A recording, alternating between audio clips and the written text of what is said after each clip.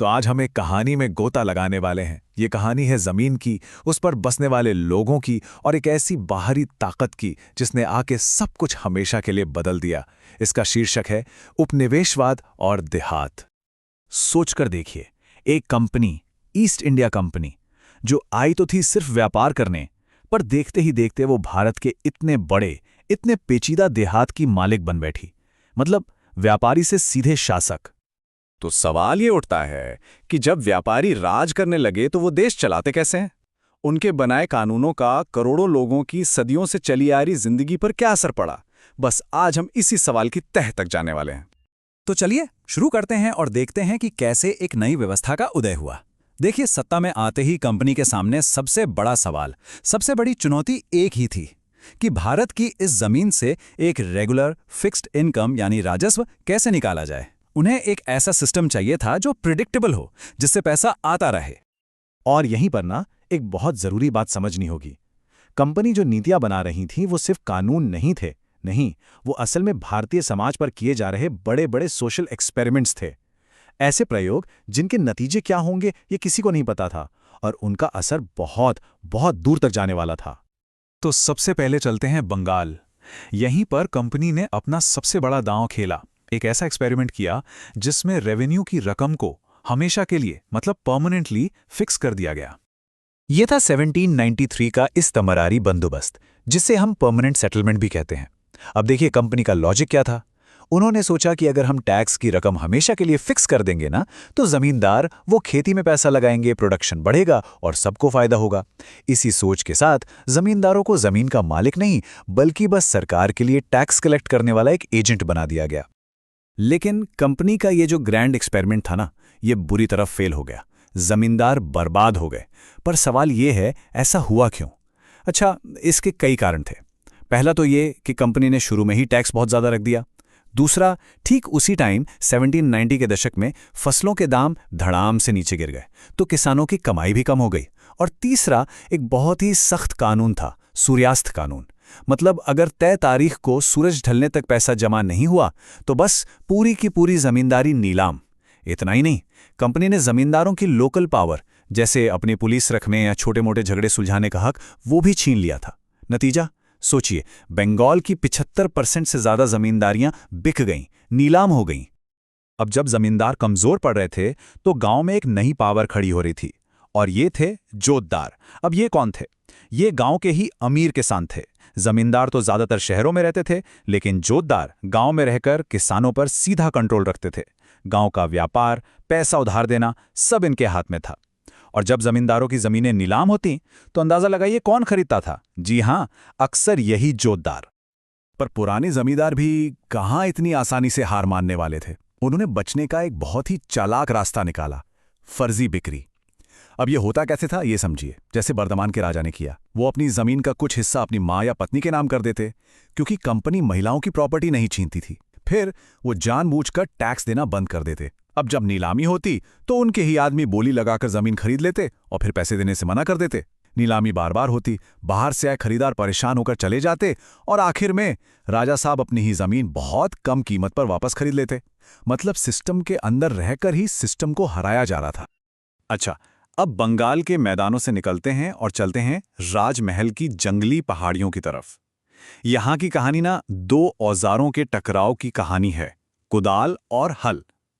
Company के लिए ये इलाका एक सिरदर्द था, एक जंगली अशांत इलाका जिसे काबू में करना जरूरी था। तो देखिए, यहां पर दो अलग अलग समुदाय थे। एक तरफ थे पहाड़िया लोग। ये कुदाल का इस्तेमाल करते थे झूम खेती के लिए। मतलब जंगल का एक हिस्सा साफ किया, खेती की और फिर आगे बढ़ गए। अंग्रेजों की नज़र में ये लोग उपद्रवी और पिछड़े थे, जिन पर कंट्रोल करना मुश्किल था। और दूसरी तरफ थे संथाल।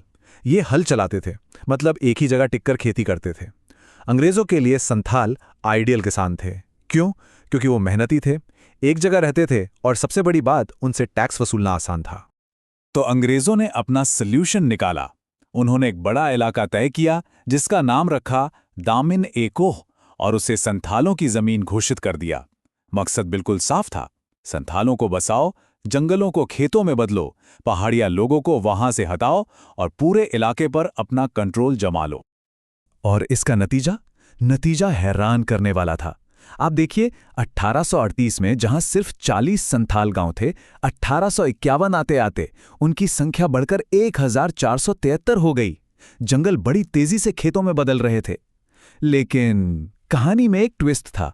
बहुत जल्द संथाल खुद उसी जाल में फंस गए जिसमें दूसरे किसान फंसे थे।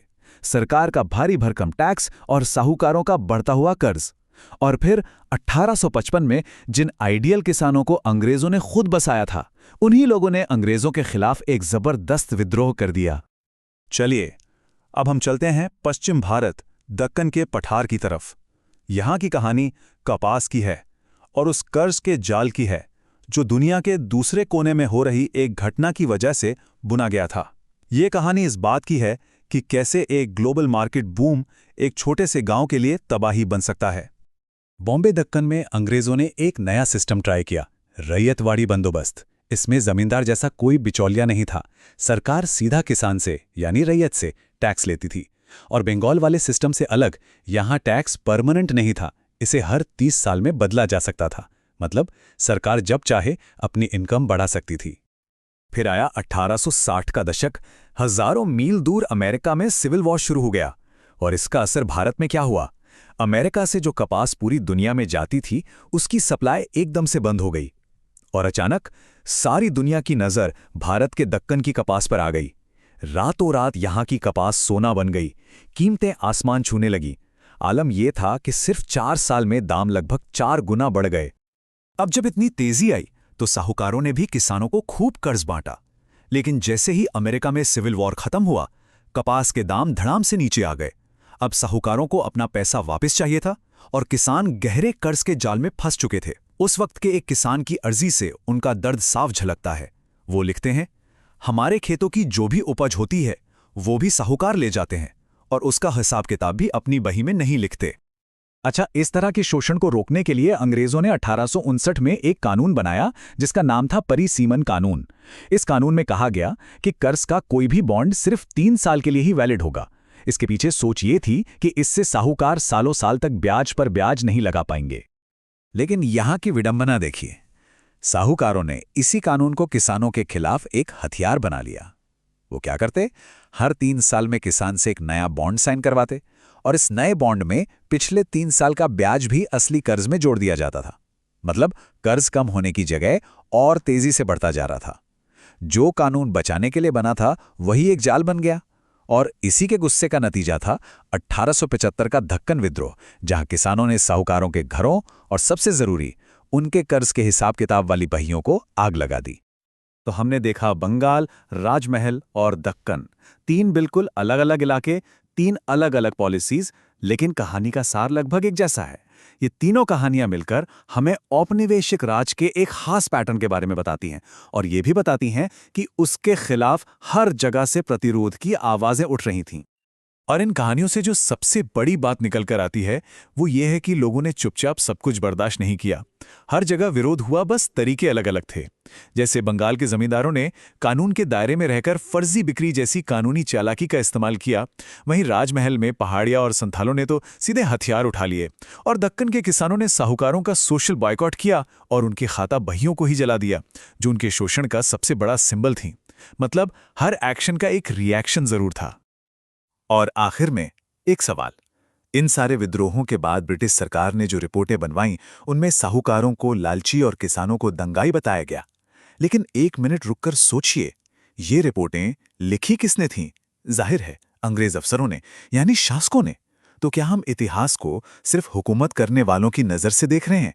उन करोड़ों आम लोगों की आवाज़ का क्या, जिनकी दुनिया इस पूरे दौर में हमेशा हमेशा के लिए बदल गई?